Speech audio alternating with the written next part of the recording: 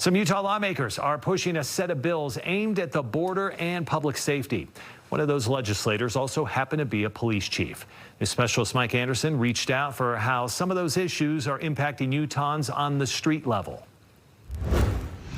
It's one thing to write these bills from the Capitol, but State Representative and Roy Police Chief Matthew Gwynn says that he sees at least some of these issues impacting Utah communities, and he says the bill he's sponsoring has clear ties to the border. It's not entirely uncommon for state legislators to come from a background in law enforcement. For Representative Matt Gwynn, it gives him a unique perspective. DEA says about 70% of the doses coming into Utah are potentially lethal. In talking about fentanyl, he says he sees the problem growing in Utah's communities, and because of how dangerous it can be, it's time to do something. It's almost terroristic in nature. When you can take the lives of over 200 people a year, right, that's pretty significant.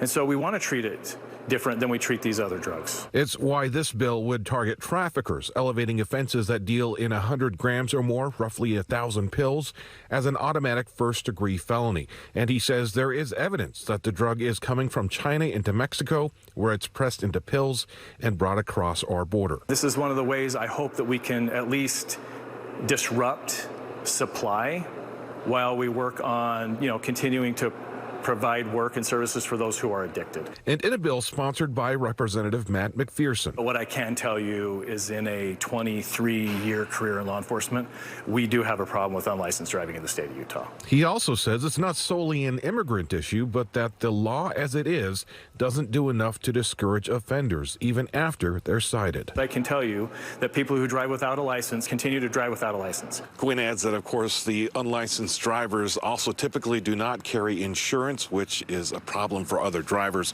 He says that with presumably stronger support from a new administration, he believes now is the time to move on some of these issues.